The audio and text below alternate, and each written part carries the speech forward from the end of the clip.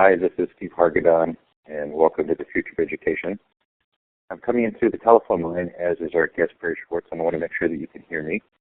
If you can hear me, would you give a green check? There's a check mark at the bottom of your participant window to let us know that you're actually hearing us. Terrific. Thank you, Monica. Much appreciated. Welcome to the Future of Education. Welcome to our special guest, Barry Schwartz. Barry, thanks for being here. Great to be on.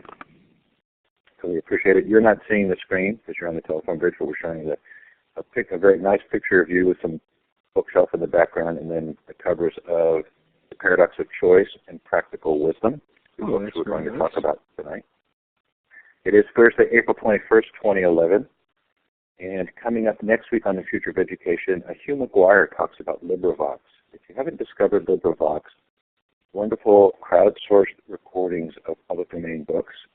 Very interesting. Very delighted to have Hugh on the show. On Wednesday, Pam Moran and Ira Sokol are going to come on. Thursday, Dale Stevens, this young student who has decided he's not doing college. He's gotten publicity around I'm in college. Delighted to have him on Thursday. And the week after that, Passion-Based Education, School Leadership Triangle, and Mark Fensky on Awareness Brain. As you can see, many fun activities coming up, including, of course, Ken Robinson coming on the show again in May. Everybody's excited about that. Larry Ferlazzo to talk about his book, Helping Students Motivate Themselves. Delighted to have Denise Pope from Stanford on her book, Doing School. Lots of fun ahead. And fun to see everybody coming into the room. If you have missed a show, here, of course, is this long list of guests. Tuesday night, we talked to David Shank about his book, The Genius in All of Us. A really, really interesting interview. I hope that you will listen to that if you weren't able to attend. Profound implications. You can even leave the science out of the book, and it's still a significantly profound book with regard to education. Yesterday, we had a great session in the middle of the day with educators from Lebanon, Tunisia, Egypt, and somebody can help me out, I can't remember. Anyway, a really terrific session on connecting students with students in countries that are undergoing significant political changes. And again, that recording is up at futureofeducation.com. Every session has an MP3 recording and a full Illuminate recording. If this is your first time in Illuminate, it is a participative environment. We sure hope that you'll use the tools to communicate, including coming on and asking questions live, or you can ask them in the chat. You see the clapping hand at the bottom of the participant box, the smiley face. That larger icon with the green up arrow, the hand with the green up arrow, is how you would raise your hand to ask a question, and we'd give you the microphone. I'm going to suggest that you go up to View Layouts right now on your computer screen, View Layouts, and select the wide layout. With a good, healthy group here, the chat will get fast and furious, and it will make it easier to follow if you're in the wide layout. Okay, so now's your chance to tell us where you're participating from. Look for the wand. It's the wand with the red star at the end. If you click on that, and then you click on the map, it gives us a visual indicator. It looks like we have, of course, the United States, Mexico, Australia, China. Feel free to do a shout out in the chat. We'd love to know what the temperature is, what time of day it is for you. I'm coming live from Southern California, which is not my usual home, but I'm on a trip with my family. So I'm in gorgeous weather, but I won't tease anybody with it. Looks like Canada as well. Melbourne, welcome. Of course, wherever you're listening from, or if you're listening to the recording, we sure do appreciate your coming on the show. So Barry, you and I have a tie at Swarthmore College. I actually lived there for a few years as a child, and my father was in the administration there. I ended up going to Haverford College, a liberal arts college quite close to Swarthmore, with some small rivalry. So this is really fun for me to have you on, and I have to say I loved both the books, and I think they are going to provide us with a really rich discussion around two sort of themes that have been a part of the interview series. So thanks again for taking the time. Again, you're very welcome. I'm eager to do this. Okay, so I retitled our session when I went out to advertise it again today, as doing the right thing in an institutional world. And it feels to me that what a lot of educators struggle with right now is figuring out how to define a path for themselves where they feel like they're doing the right thing for their students in an educational system that's increasingly trying to prescribe their behavior. The two books, and I'm hoping that you'll give us a short summary of each, but for me the two books encapsulate two of our recurring themes. The first one is having some understanding of how we respond cognitively in ways that often aren't productive in our current society. So that we have ways that sort of in our gut we feel are appropriate or that something makes sense to us, but in fact turns out not to be sensible. And the second theme is understanding education in terms of what we've called institutional pathologies. Ways in which institutions do the things that get them the opposite result of what they were instituted for. So could I get you to give a short introduction to the paradox of choice first and kind of talk about how that came about and what the theme of the book is? Certainly. The theme of the book is really to pick up on what I take to be the kind of unofficial ideology or implicit ideology of America and most of the industrialized West. And it runs roughly like this. Freedom is the highest good, and the more freedom people have, the better off they are. The way to enhance freedom is to give people choice. So the more choice people have, the more freedom they'll have.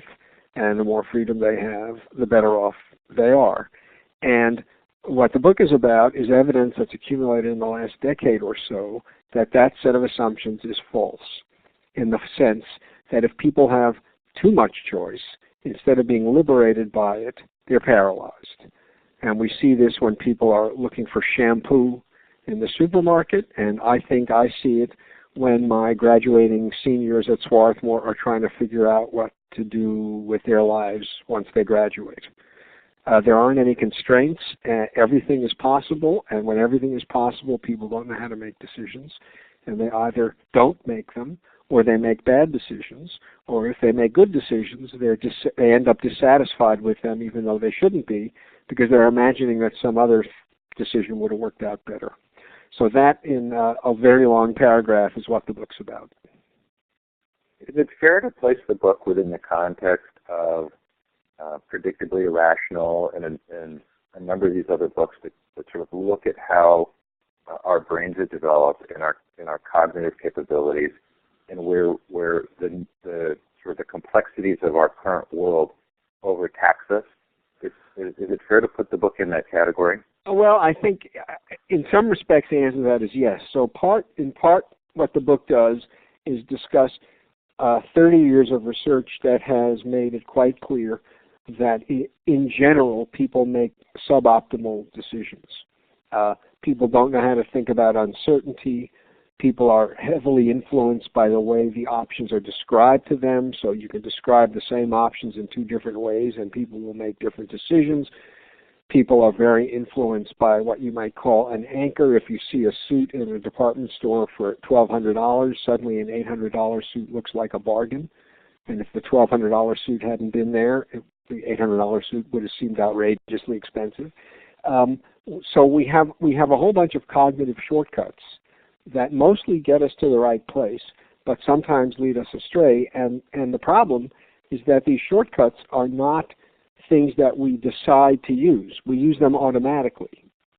And if we are unaware of their imperfections, we'll just use this shortcut, make a decision, and then later on regret it.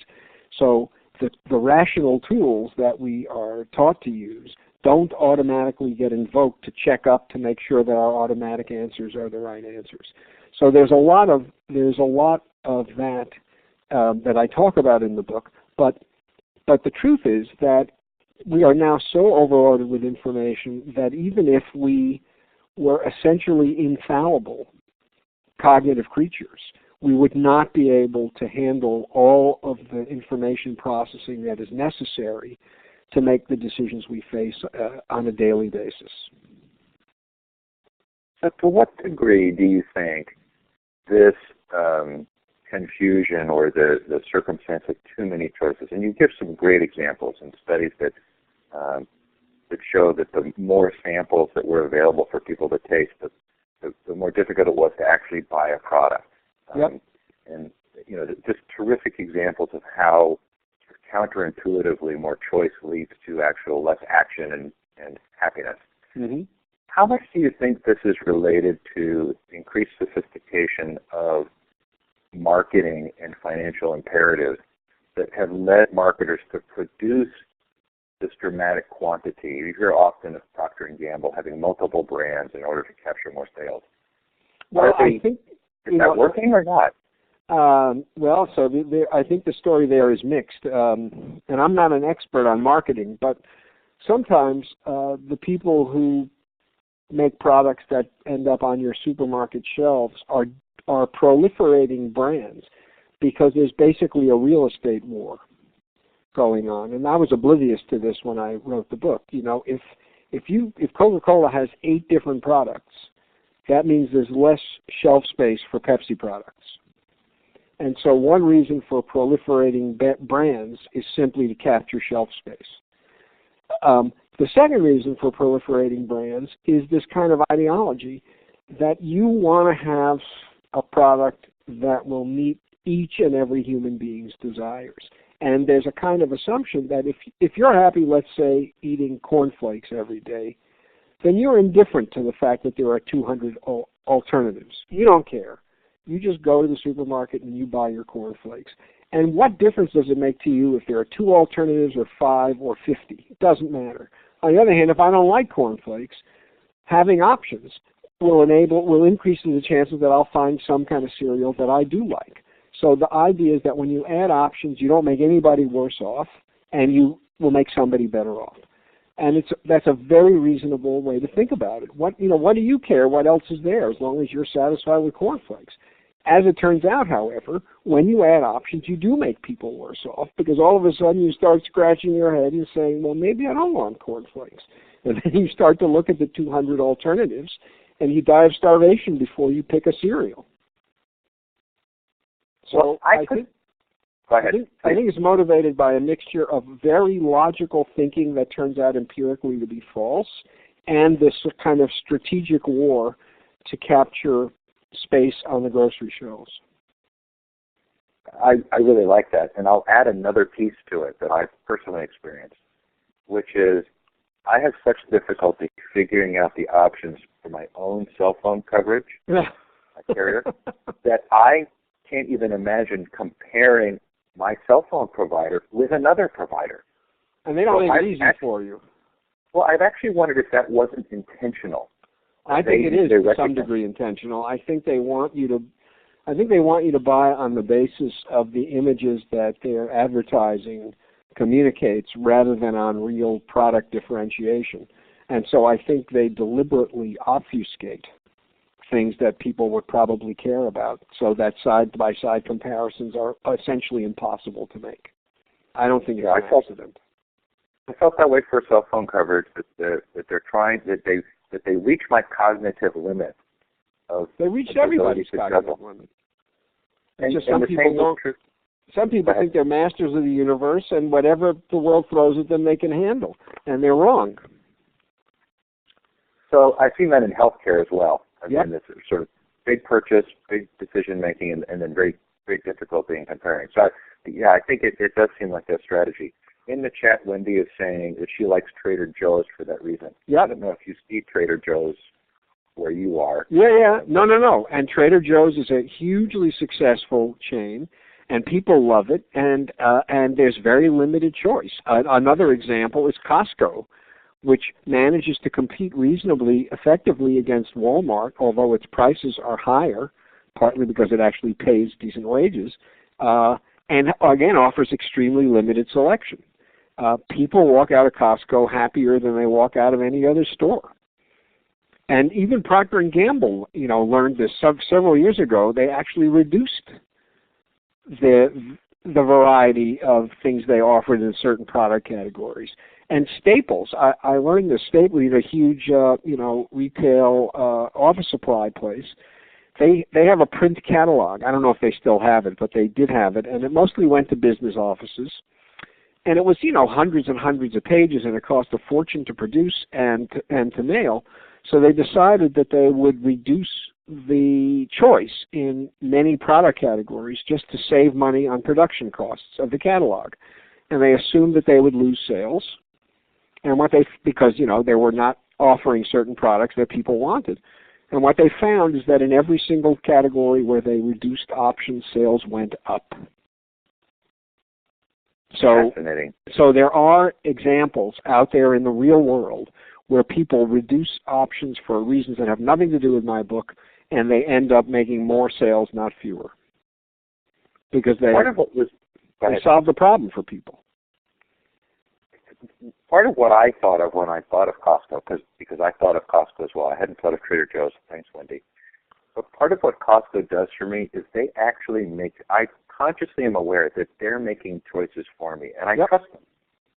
So I delegate to Costco the research and the choice making, and then I trust them, and I feel comfortable that to me like that fits very much with the theme of the book.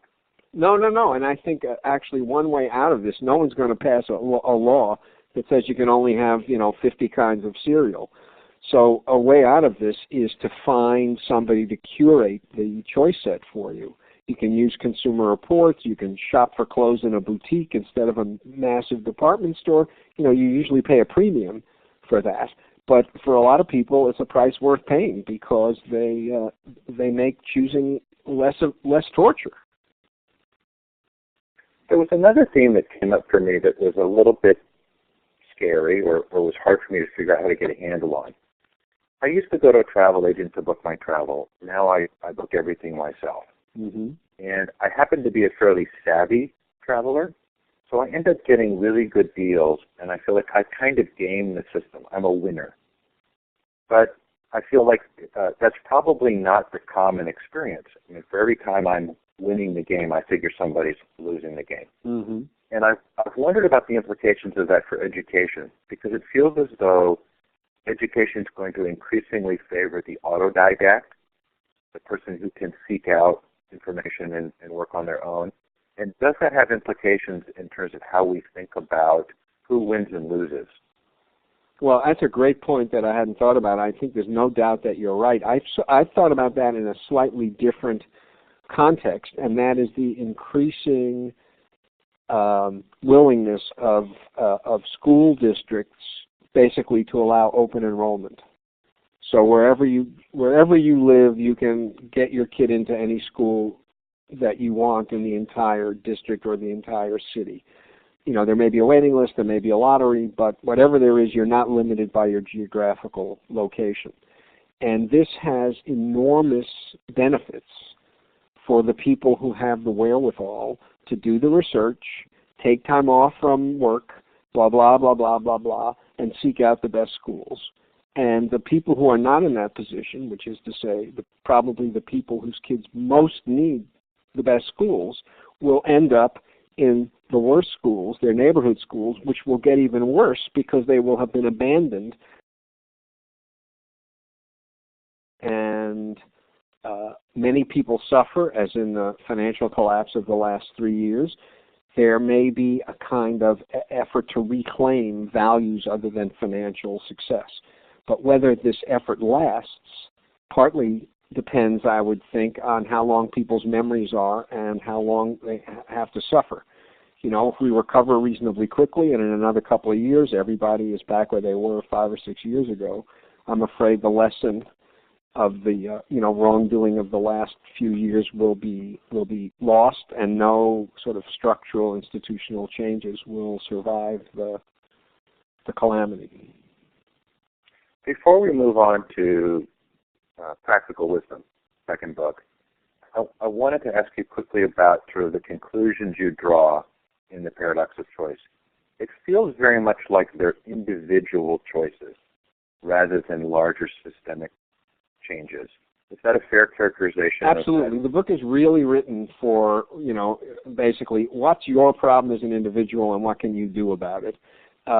The one conclusion, though, that I think is a message to institutions is that people need constraints. People need to operate, what makes people free is choice within limits, not unlimited choice. And what that means if you're an institution is that opening up more and more options for the people who participate in who partake of the services you provide is not doing people a favor. So more particularly if you're an educational institution, a complete smorgasbord menu of things that people can study is not doing people a favor. It is abdicating responsibility. So if you're trying to design a curriculum for a school, and I think this is true of any level of education, the thing that you need to be asking is what is the kind of what's the kind of structure that allows people the kind of freedom that really is liberating without basically opening the door so wide that people don't know what direction to go in. In liberal arts colleges, more get a piece of paper.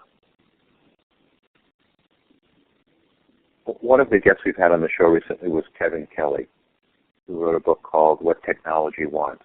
And he describes technology, or what he calls the technium, as this kind of force-like nature that we're going to have to learn to deal with.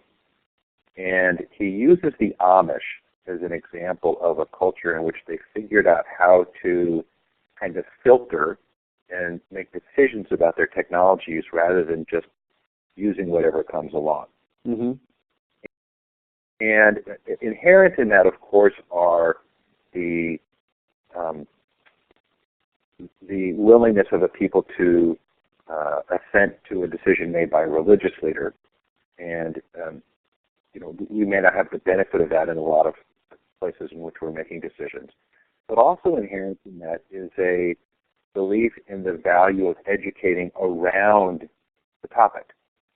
So it felt to me very much like when I finished Paradox of Choice, that part of my conclusion was I really want to make sure I'm teaching my children these principles so that they have some level of awareness of them and understanding. Do you think we can do that in a better way? I do, but here's the problem, or here's a problem. One of the points that the Choice book makes is that we have been encouraged, especially the better educated and more affluent among us, to have extremely high standards and not to settle for second best. Only the best will do. And I've never heard a parent say, I only want what's good enough for my children. And so even if we are not deliberately teaching our children that only the best will do, we are modeling that for them when we go about making decisions on their behalf. And one of the lessons in the book is that the pursuit of the best is at best a fool's errand, and at worst a recipe for misery. You can't find the best. There is no such thing as the best. And in a world of exploding choice, the only way even to begin to hunt for the best is to examine every possibility. So I think that parents can, and teachers can, provide a kind of education about how to make decisions for the kids that they teach or the kids that they're raising. But I think they aren't. And to the extent they are teaching their kids, they're probably teaching them the wrong lessons without intending to. I think it's in practical wisdom that you give the example of a parent who uses the Talmud to kind of teach a lesson or thinking about the topic. Yep. And I've wondered about kind of our sacred stories and the degrees to which religion, through sacred stories, help to shape balanced perspectives on life that are often harder to come to on a completely rational basis. Has it become kind of a compelling value of a religious tradition? I think it's a very important value of a religious tradition, and the way I would put it is that the thing about religious traditions, pretty much all of them as far as I know, is that what's most salient and prominent about them is that they have a moral dimension. It really is all about what's the right way to live. And that's what's absent from secular society. We have essentially regarded the answer to that question as a matter of individual choice. You have your values, I have mine. I can teach you how to think rationally so that you can achieve your values, but I can't teach you much about what values you should be trying to achieve. That's your business. And religious institutions are not shy about telling their members which values are worth pursuing and how to pursue them. And I think people desperately need moral anchors and moral guideposts, and the secular world is failing them. Well, let's move on to practical wisdom. We're about halfway through the show, and this always happens. I mean, there's going to be more we want to talk about than we have time, but I really want to kind of segue into this next book, which just came out in December. Mm-hmm. That I posted in my blog post the link to the TED Talk, which there are actually two TED Talks that seem to address the themes of the book. Yep. But the most current TED Talk, and those of you who would like can go and watch that as well. It's a nice short encapsulation. But you do address this question of institutions and morality, and through the book you use education as one of the primary examples of how we seem to be getting things wrong. Yep. So can I get you to talk a little bit about incentives, bonuses, sticks and carrots, that kind of stuff? Sure. So the general theme of the book is that it's really very much an attempt to bring the thinking of Aristotle into the 21st century. And Aristotle was famously what's called a virtue theorist. He thought that the only way to have people living good lives and doing the right thing is by having good people. This is in contrast with people like, say, Kant, who thought that the trick to living good lives is to have the right rules and then have people follow those rules, the golden rule and various others. And for Aristotle, the key virtue, the one that was most important, was what he called practical wisdom. And this is what enabled you to determine when to be honest, when to be kind, how honest to be, when to be courageous, when to be cautious, when to persevere, and when to abandon a project. So there are all of these virtues that need to be exercised in moderation, and wisdom tells you how to exercise that moderation. And the argument we make in the book is that pretty much any situation that involves human beings interacting with other human beings demands this kind of wise judgment. Parents do know that they can't treat all their kids the same. Every kid is different and needs to be treated differently. School teachers know that they can't treat their kids the same. Doctors know that they can't treat their patients the same. Brutal honesty is the right path with some. Indirectness is the right path with others. Lawyers know they can't treat all their clients the same. Nonetheless, when we find ourselves dissatisfied with how our schools are working or our health clinics are working, the tools that we rely on are to come up with better rules or to introduce smart incentives. Either give people scripts to follow so that they will do the right thing, or make it worth their while to do the right thing. In the case of education, you have increasingly standardized curriculum, in some places scripted almost down to the level of individual sentences. And then you have big tests with all kinds of consequences attendant on how well kids do. You don't trust the judgment of teachers to figure out the right thing to do in this classroom with this set of kids, so you hand them scripts so that they don't need judgment. You don't trust that teachers will want to do the right thing. You sort of assume they're already burned out, so you incentivize them to do the right thing with prospects of big pay increases or bonuses.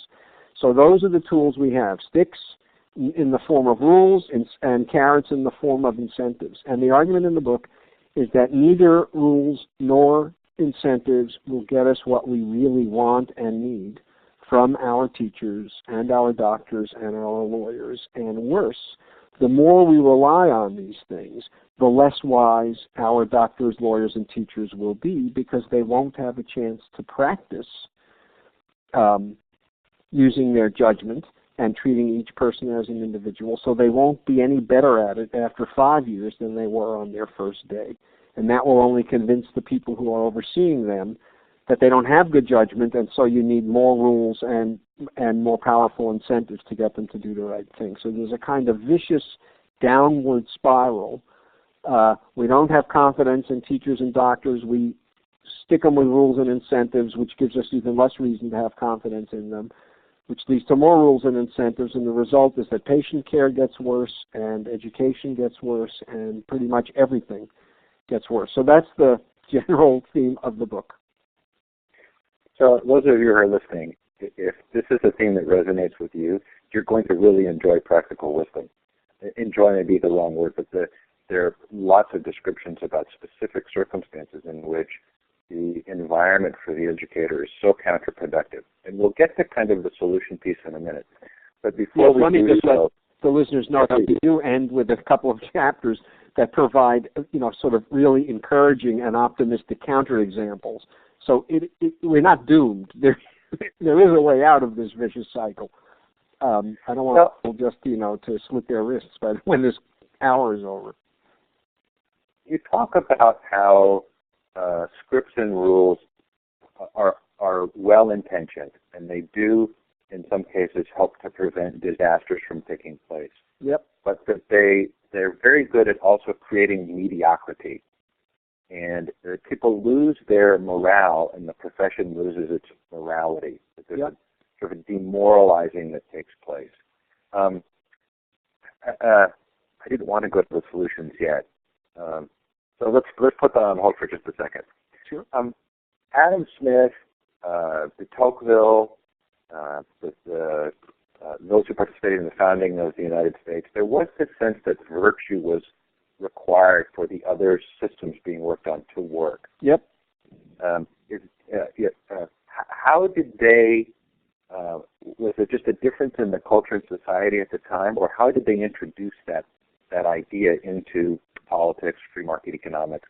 Well, my take on that is that, Smith wrote this book called The Theory of Moral Sentiments, which he wrote before The Wealth of Nations, and is, I think, a better, more important book than The Wealth of Nations, which is where he invents the free market. And I think that he had 2 points to make. One is that markets won't work unless people are basically inclined not to take advantage of other people at every opportunity.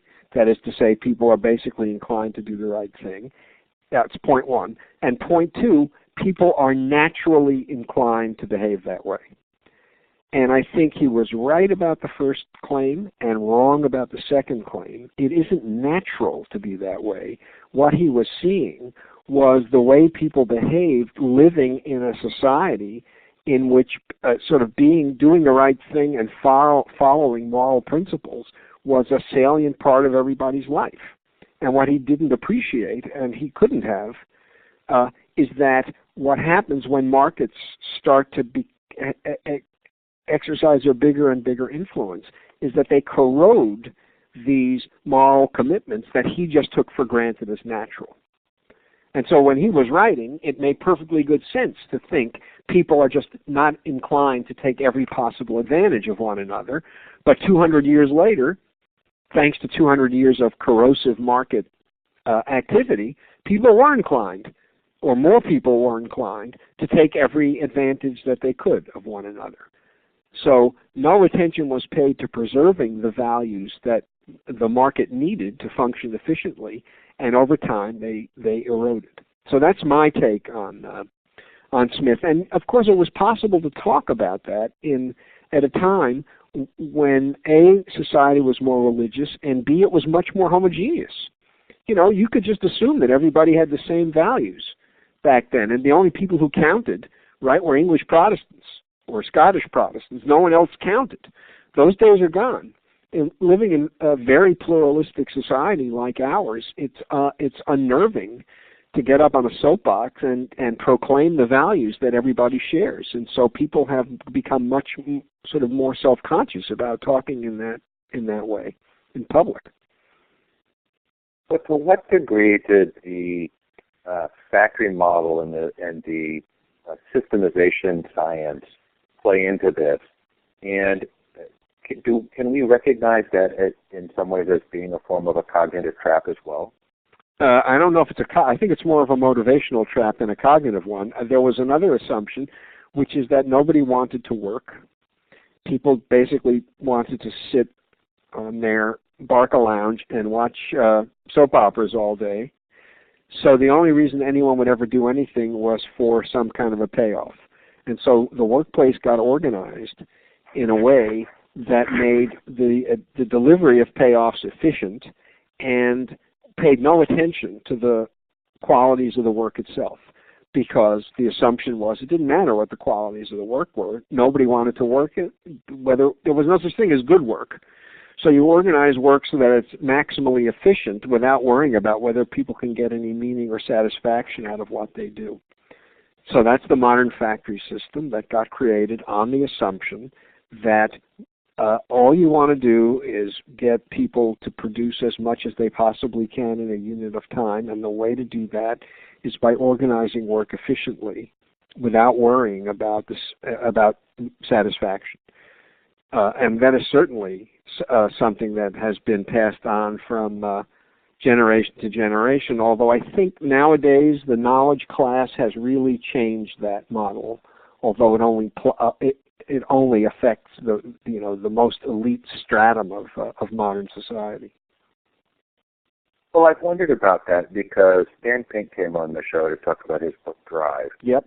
And he echoes the Douglas McGregor and the Theory Why kind of material. And we've known for a long time that for knowledge work, financial incentives actually produce the opposite. Yep. But it doesn't feel as though that lesson was learned well enough to avoid the financial crash. The financial industry was very much working on this assumption that you provide financial incentives that would produce better outcomes when in fact it was producing worse. So can we actually recognize that and change it if in fact over 25, 30 years in the business world it really hasn't become the predominant narrative? I don't understand. Look, this is a mystery to me. I think that Pink's book summarizes stuff that has been out there for people to learn about and take seriously for a long time. But the dominant narrative in American life is not that one. And I don't know what it's going to take to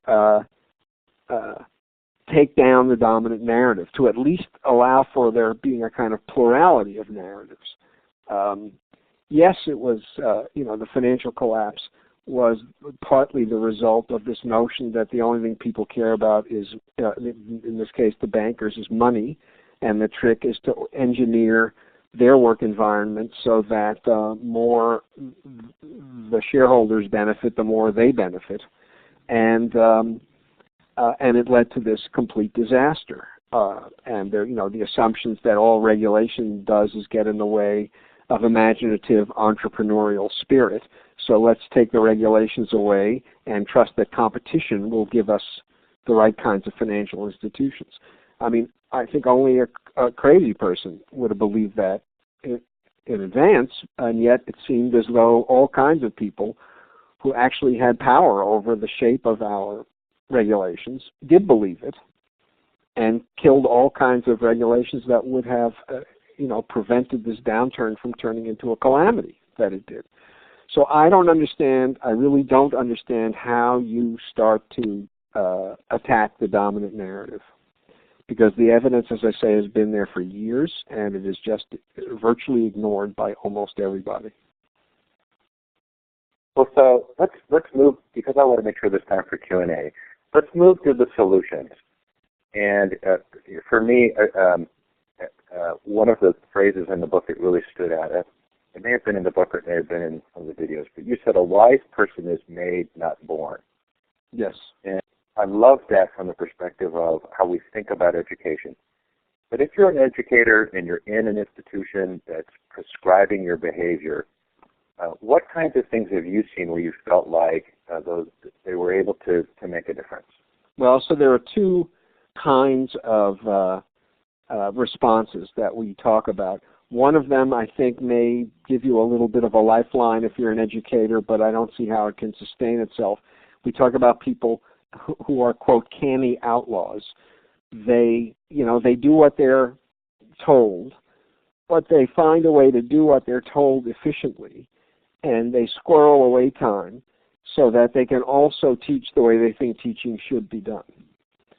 So they're basically doing parallel tracks. They're teaching to the test, and then, sort of out of the corner of their mouth, they're saying, now let's do some real teaching and learning.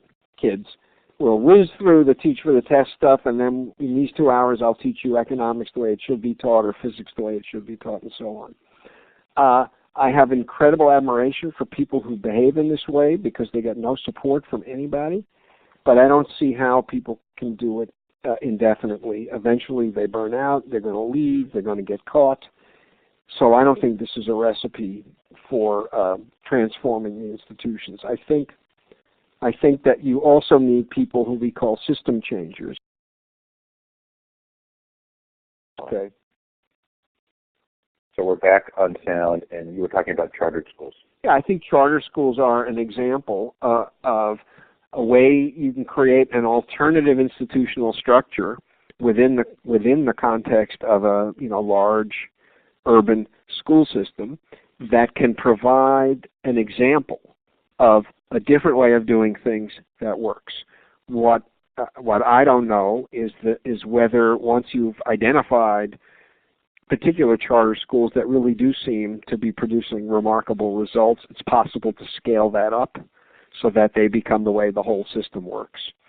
I myself am incredibly impressed with KIPP schools, which I know a little bit about, and I think they're amazing, but I don't know that we could ask teachers in general to work million-hour weeks the way KIPP teachers do.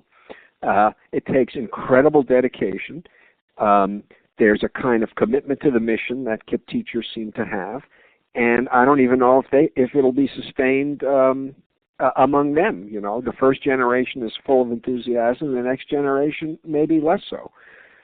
So I'm not confident that the best performing charter schools that I know about that exist now are actually models that can become the sort of standard issue of education going forward.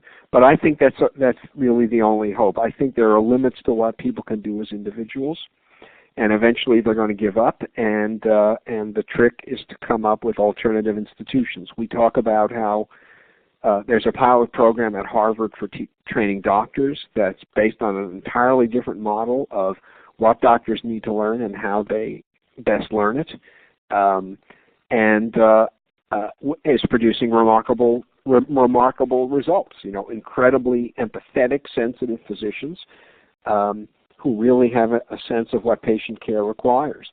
Can this become the model for medical education in general? That remains to be seen. So I came to a different conclusion. Yeah. I talked over you, so please finish if you'd like. No, go ahead. Well, I came to an interestingly different conclusion. KIPP school isn't my favorite model of alternative education. More in line with the medical school model, I would look at things like Big Picture schools or the Coalition for Essential Schools, a variety of other sort of more democratic school environments. But again, interestingly enough, they don't become the main narrative, even with great success. They don't seem to inform the center. They sort of live on the fringes. Mm-hmm. And at this point, having read Paradox of Choice, being largely through Practical Wisdom, I'm feeling a little discouraged. Right? It's like, okay, so this is really going to happen. And then I got to this part where you talk about Seligman, Martin Seligman. Yep. I don't know if I'm saying his name correctly, and his authentic happiness. Yep. And it goes into this idea that promoting a person's peculiar strengths, he dubbed these signature strengths, promoted authentic happiness. And I actually at this point, have multiple stars in the book as we're supposed to talk about Amy, you're going to have to say your last name for me. Wisniewski? Yeah. Yeah, you mean I've got work as a calling? Right. Yeah, and work as a calling. And I got to this place of we are intriguingly recognizing that if we don't provide students with the ability to work on the things that interest them within structured boundaries, that we're really putting them at a disadvantage. And maybe that movement, what's alternately called the strengths movement, or kind of the sense of long-tail education, that movement, intriguingly, maybe more than the more visible kind of large reform movement, holds the promise of reshaping what actually takes place in schools. Well, look, you may be right. I think that's to me that's a plausible scenario for educating the kids I am least worried about. The kids who grow up, sort of surrounded by the valuing of education in the midst of privilege, but are disaffected by the experiences they have in school. I think long tail, let kids develop what they're excited about, may actually be liberating for kids like this, because these kids are going to kind of learn the basic stuff you need to learn to be a citizen of the world by accident. They just won't help but learn it because they're surrounded by it. These are the kids who are read to for an hour a day, every day when they're growing up, and they can survive without the kind of structured and disciplined curriculum that the KIPP schools insist on. I'm much less sanguine that this approach is the approach that's going to work for the majority of the kids we have to educate, where we can't take it for granted that they're just going to soak up stuff that they need to know, so that we can let them indulge what they're really passionate about and let the other stuff take care of itself. It won't take care of itself. So you may be right that this is a terrific model, and you may even be right that it's a terrific model that works for most kids. But I have this residual concern that it will work for some kids and be a disaster for others. Years and years ago, my graduate advisor moved into West Philadelphia near Penn, where he taught, and the folks who lived there, which was a mixture of Penn faculty members and mostly African American working class people, started a school. I mean, it was the Penn faculty were the impetus behind it, but it was a school that was meant to serve the community and not just the kids of Penn faculty. And it turned out that there was this massive and irresolvable dispute between the Penn faculty parents and the African American parents. The Penn faculty parents wanted their kids' interests to be indulged, relatively unstructured, let them do what turns them on. And the African American parents wanted to make sure their kids could read and write and add and subtract. The African American parents wanted the teachers walking around with rulers to smack kids upside the head when they weren't doing what they were supposed to do. And the Penn faculty parents wanted teachers to basically turn it into a sandbox.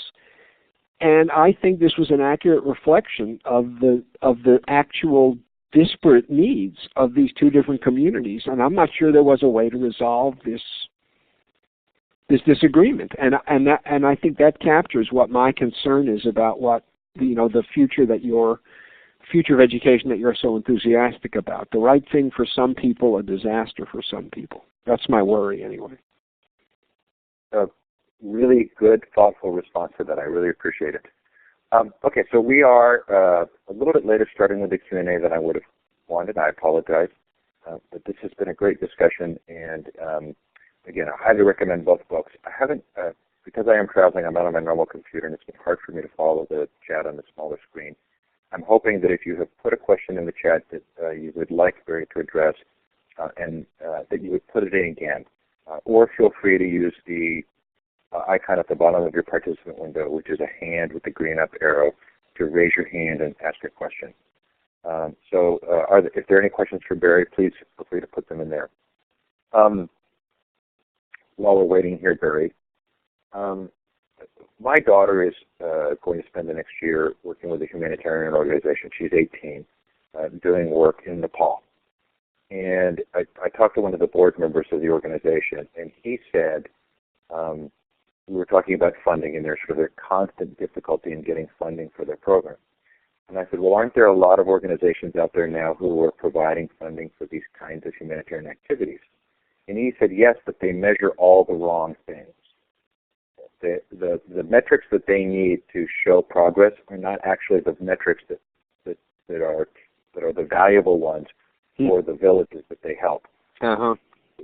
To what degree are some of the expectations that we have for education and in other areas in our lives sort of being driven by the wrong metrics because of our focus on finances?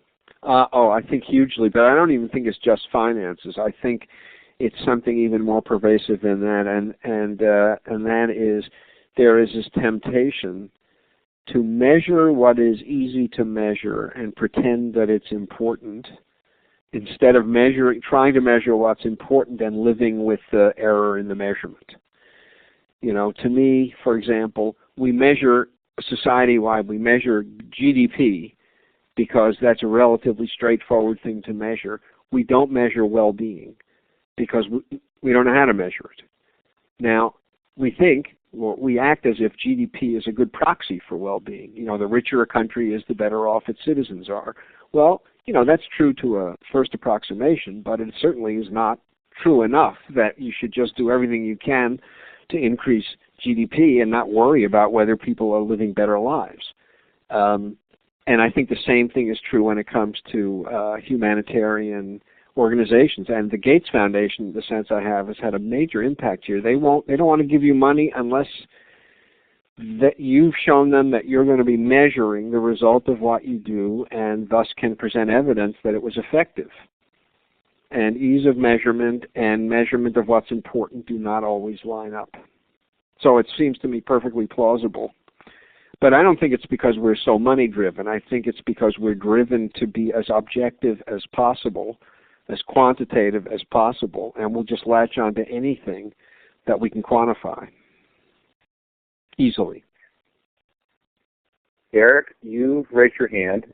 I've given you the microphone. To turn your mic on, you click on the larger microphone button at the lower left of your screen. But I'm actually seeing an indicator here in the Illuminated session that makes it look like you might be having an audio issue. So if that doesn't work, please feel free to put your question in the chat. Again, draw a question for Barry. Please feel free to put it in the chat or to raise your hand, and Derek will let you come in as soon as you catch up on the audio. Barry, what about liberal arts colleges? Please feel free to put it in the chat or to raise your hand, and Derek will let you come in as soon as you catch up on the audio.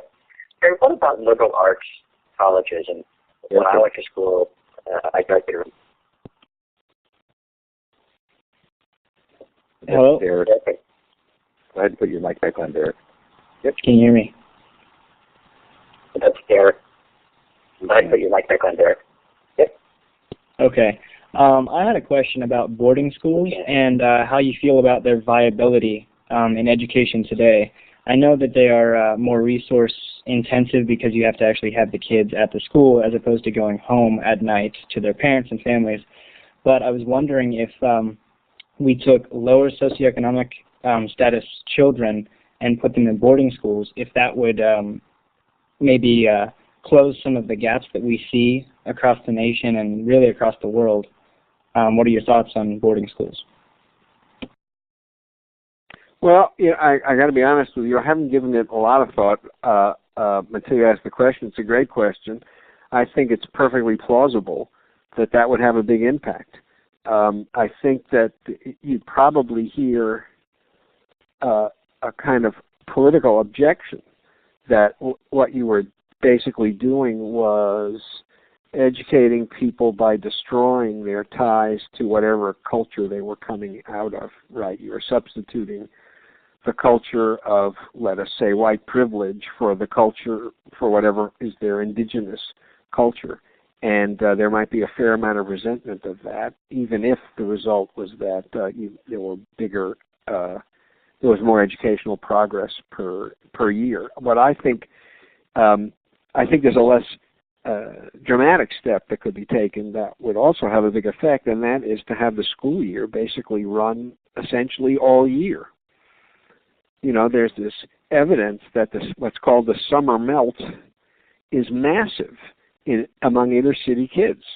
And the reason is that almost nothing happens in their lives in between the end of one school year and the beginning of the next to reinforce the stuff they learned the year before.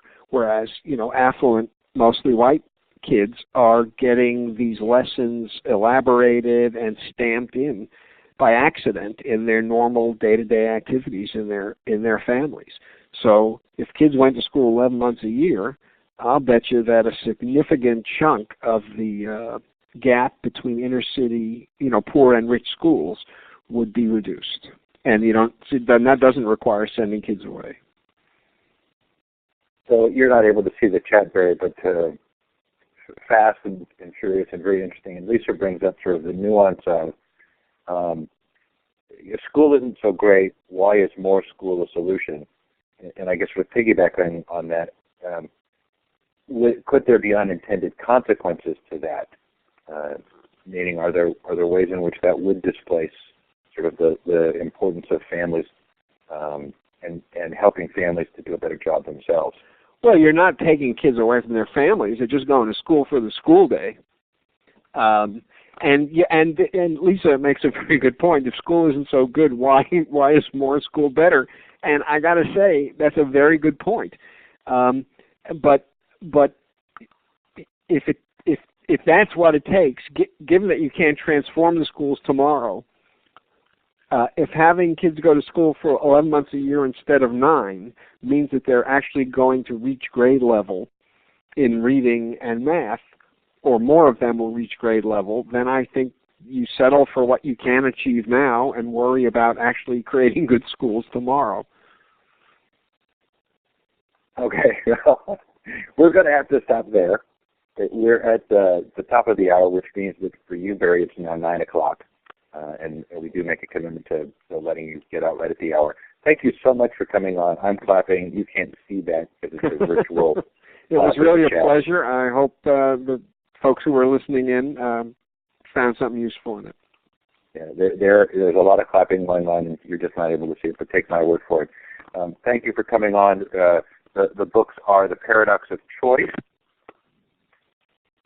Practical Wisdom, by Practical. Oops, acting up. The books are Paradox of Choice and Practical Wisdom, both fascinating books. The new one, Practical Wisdom, I hope you'll consider picking up. Great material on education. Coming up next week, Hugh McGuire on LibriVox, Pam Moran and Iris Sokol and Dale Stevenson on College. Barry, thank you again. Have a great night. Thank you. You too. Bye, everybody. Thanks, folks, for joining in. Sure appreciate it. Thanks for putting up with the couple of times when I disconnected. These are the trials of travel, but hopefully we repeated what was lost and what was anything. I'll try and get the recordings up later tonight.